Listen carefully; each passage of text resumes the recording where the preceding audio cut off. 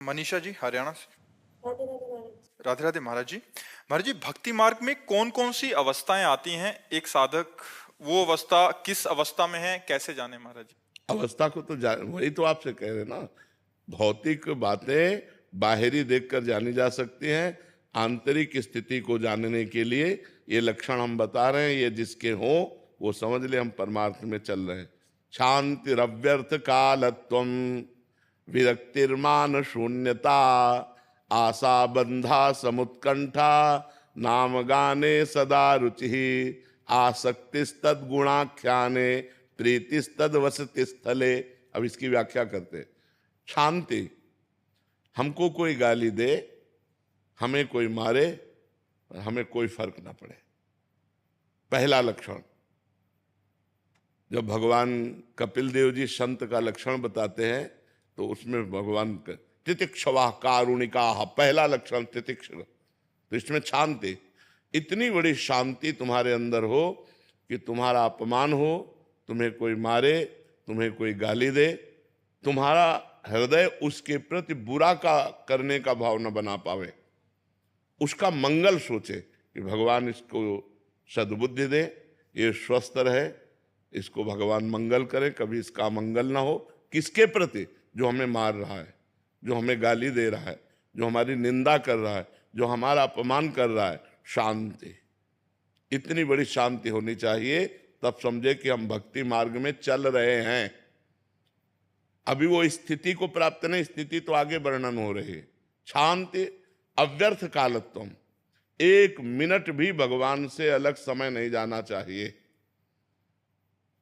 तद विस्मरणेन परम व्याकुलते थी, भगवान का विस्मरण होते ही व्याकुलता पैदा हो जानी चाहिए। मैं कैसे भूल गया भगवान को? एक क्षण भी भगवान का चिंतन नहीं छूटना चाहिए। अगर छूट गया तो वो व्यर्थ समय चला गया। अव्यर्थ कालत्वम, व्यर्थ समय नहीं जाना चाहिए। ये अभी चलने की बात है।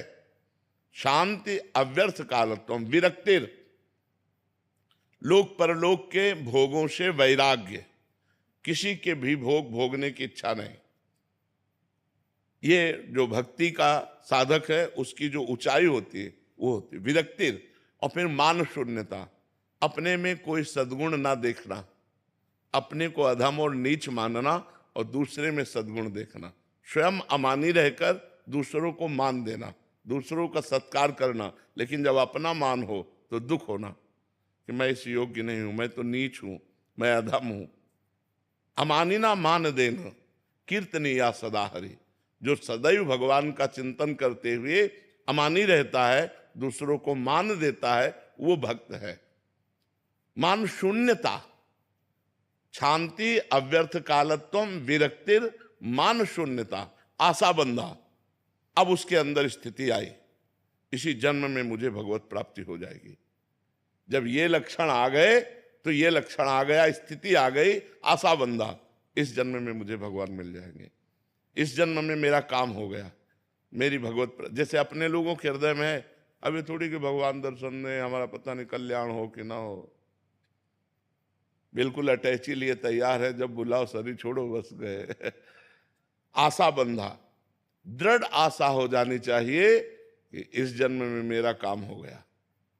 क्योंकि शांति अव्यर्थ कालत्वम, विरक्ति, मान शून्यता, जब ये लक्षण आए तो एक महान स्थिति आ गई कि अब इस जन्म में मुझे भगवत साक्षात्कार हो जाएगा, मेरा काम हो गया। समुत्कंठा, हर समय एक आनंद, एक अद्भुत आनंद। जैसे हमसे पूछा किसी ने कि आपको कैसा आनंद लगता है, तो हम कहा पहली बात तो वाणी से बता ही नहीं सकते, क्योंकि किसी प्राकृतिक वस्तु के सुख को आप वाणी से नहीं बता सकते। जैसे आपको एक रसगुल्ला खवाया जाए, कैसा लगा? आप कहोगे मीठा। कैसा मीठा? बहुत मीठा। नहीं, बहुत मीठा कैसा? तो आप कहोगे खा के देख लो। इसके आगे आप नहीं वर्णन कर सकते। प्राकृतिक वस्तु के स्वाद को भी आप स्पष्ट वर्णन नहीं कर सकते, तो अप्राकृतिक भगवदानंद का आप वर्णन कैसे कर सकते हैं? तो हमने उदाहरण दिया कि जैसे नए लड़के को बहुत सुंदर लड़की जो बहुत अच्छी लगती हो और उससे ब्याह तय हो जाए तो उसको कैसा आनंद होगा? उससे करोड़ों गुना बनकर के हमारे हृदय में आनंद हर समय बना रहता है। इसीलिए किडनी फेल हमको दुख नहीं पहुंचा पाती। हर समय भगवद आनंद, समुत्कंठा, हर समय एक उत्कंठा भगवान से मिलन की, एक भगवान के चिंतन का अद्भुत आनंद। नाम गाने सदा रुचि, भगवान के नाम में इतनी रुचि हो गई कि त्रिभुवन की राज्य लक्ष्मी दे दी जाए तो भी नहीं छोड़ सकता। आसक्ति तद्गुणाख्याने, जिसके पास बैठ गया भगवान की चर्चा शुरू हो गई, वो भगवान की चर्चा सुने और कहे बिना रह नहीं सकता।